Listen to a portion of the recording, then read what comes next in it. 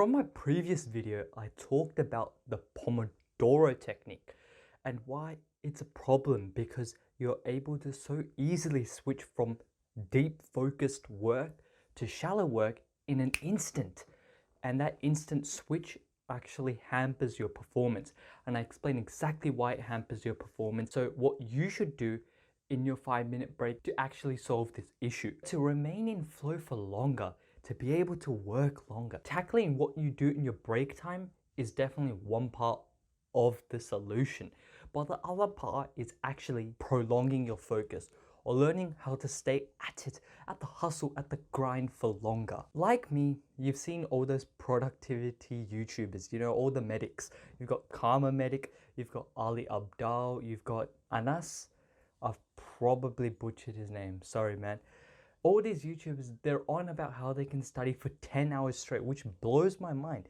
Because not too long ago, I was only able to study 15 minutes or just work at something for 15 minutes before needing to scroll on my phone. So I took my time to actually research how these guys are able to study this long.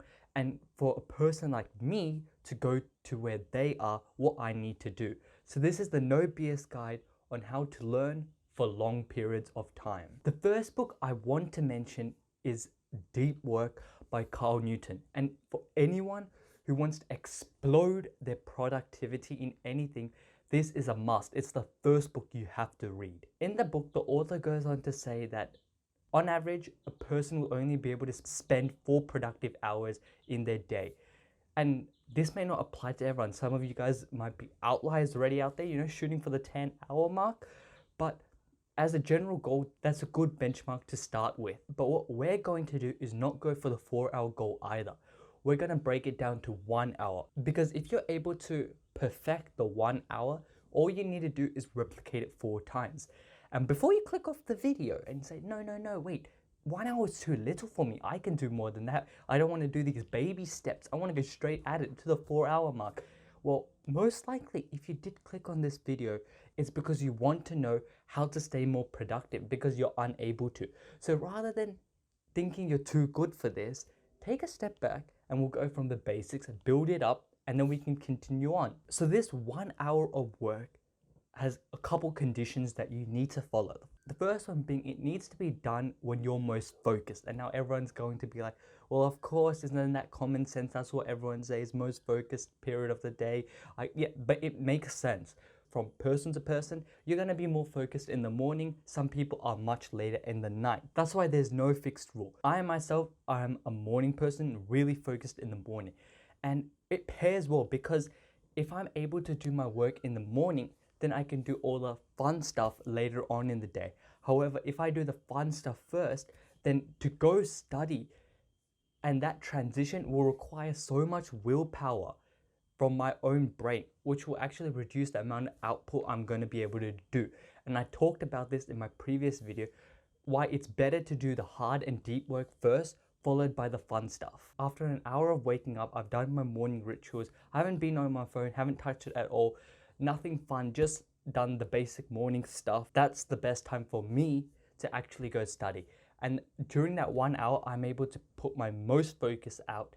And then after that, I can do what I like. So step 1, pause the video right now and find your time that you're most productive at. Now that you've decided your time of the day, I'll be honest, especially if it's in the morning for you or even in the afternoon and you're watching this video right now, that time is probably finished for today.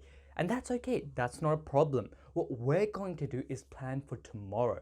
So when tomorrow comes around, that time, let's just say it's 8:30 in the morning, you're ready to work. So here's what we're going to do. Take out a paper, take out a pen, and we're going to divide that 1 hour into 2 30-minute blocks. So we have one 30-minute block and we have another 30-minute block. And to begin with, we're not going to be able to study throughout the whole 1 hour. That's why we've divided it into 2 blocks. And in each block, each 30-minute block, we want to divide it again. And this time not into 15 and 15 minutes, like not halving it, but 25 minutes and 5 minutes. Yes, it's the Pomodoro technique. Wait. But there is an exception. So 25 minutes and then a 5-minute break. And then we're going to do another 25 minutes and a 5-minute break. And now what you want to do is look at the first 25 minutes and write down exactly what you want to do tomorrow, what you want to achieve in that 25 minutes. And two things, you want to be as specific as possible and as reasonable as possible. Because if you set an unrealistic goal, then if you don't achieve it and you do get demotivated, you're not going to carry on through your following sessions. But at the same time, don't set such a basic goal like do one question, because that will be too easy and you'll spend most of the time doing nothing. So a poor example would be something like do chemistry work, just writing chemistry. A much better example would be open book to this page or open PDF to this page where I do these set of chem questions for this topic, questions 1 to 10, writing everything down. Because the more specific you are, the more you're able to visualize yourself doing it, which is a huge part of the plan. Visualizations.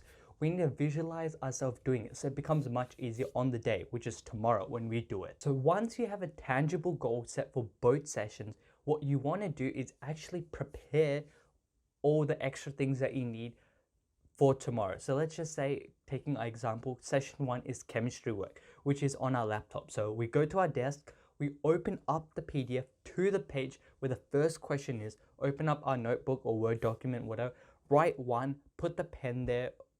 If it's a Word doc, just leave it open. So tomorrow, when you sit down at 8:30, you open up your laptop, the PDF is there, your pen is on your paper, ready to answer question 1. It's frictionless, it's just smooth. So you start work, you get into that zone, and you don't take too much time getting in or deciding whether I should back out. Then you follow on with your 5-minute break. And if you want to know exactly why you shouldn't be scrolling on your phone in that 5 minutes or doing any unnecessary tasks that will break your concentration and probably will ruin your next session, your session 2, then click on the video up here, which talks everything about the Pomodoro technique's downfall. And after you finish the 5-minute break, you jump into session 2, which, well, let's just say it's on your laptop again. You just switch desktops. So you've got your second desktop ready for session 2 and you start writing immediately. So it's frictionless. That way you're able to get in, stay in the zone, and then get out. And after finishing both sessions, you're done for the day, and that's 1 hour of deep work. And now that may seem very easy, but the reward is in doing it every day, daily, consistently. And after you've been able to perfect it, you're being very productive, you're not being distracted for that 1 hour, and you've done it multiple times. Then you can push that to 1 hour 30, 2 hours, and simply just replicating the process until you finally hit 4 hours and you become productivity god yourself. That's all, boys. May the gains be with you. See you in the next one.